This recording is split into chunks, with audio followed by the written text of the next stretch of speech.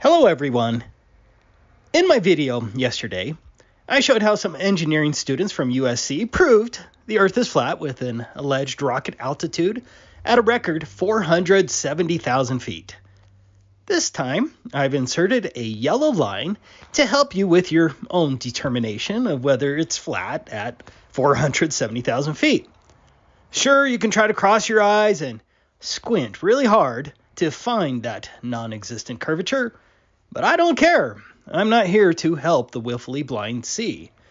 I do find it telling that these organizations always use these modified fisheye lens cameras for these very expensive rocket launches that make a precise determination more difficult. Furthermore, USC obviously had a camera facing their horizon, as shown right here. But that's all they have shared with us, even though it's been 3 weeks since their original video. Why? You'd think USC would want to showcase their work as much as possible to get more funding, but I think we know the answer. Regardless, as shown here, it's obviously flat at an alleged height of 470,000 feet. At the very least, an honest globe supporter would have to admit that this view does not match the dimensions of the globe.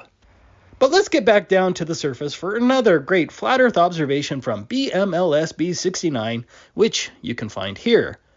For this test, BMLSB 69 was located here. According to Google Earth, the altitude at that location is about 66 feet, and we'll add 4 feet for the observer, giving us an observation height of 70 feet.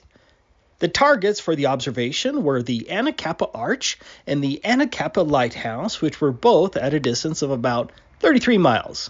And yes, the 33 is just a mere coincidence. According to the globe model numbers, the distance to the globe geometric horizon would have to be closer than 10.2 miles, and the globe curvature should block 345 feet. Here are the same numbers in metric. Let's see if the globe matches reality. As you can see with your own eyes, you can see the entire lighthouse. The lighthouse has a focal height of only 277 feet. In other words, the top of the lighthouse should be nearly 68 feet below the horizon. But even worse for the globe, the Anacapa Arch here is only around 40 feet high, but you can see the entire arch. If we adjust the contrast and coloring, it looks like we can even see water behind the arch, which means a globe defender cannot even claim an inch as being blocked by the globe curvature. Another black swan. It's not as big as the last observation I shared of BMLSB 69, which I labeled as the #1 flat Earth observation, where BMLSB 69 was only 1.5 feet off of the water at a distance of 31.8 miles. That had a minimum globe radius of 1.58 million miles, which was confirmed by AutoCAD.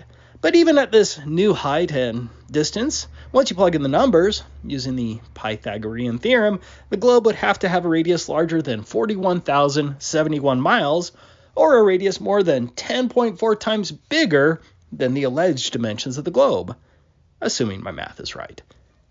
Notwithstanding, whether at 470,000 feet or at 70 feet, the globe fails. Of course, globe proponents will simply call it a mirage with disappearing bulges of curvature. And what you're seeing here is a mirage. That reminded me of something of a claim I once heard from Bugs Bunny when I was a child. The car! Boy, what a break! What a spot to pick for a MIRAJEE. I find it hilarious that globe proponents are as ridiculous as Bugs Bunny was. Have a good day. And what you're seeing here is a MIRAJEE.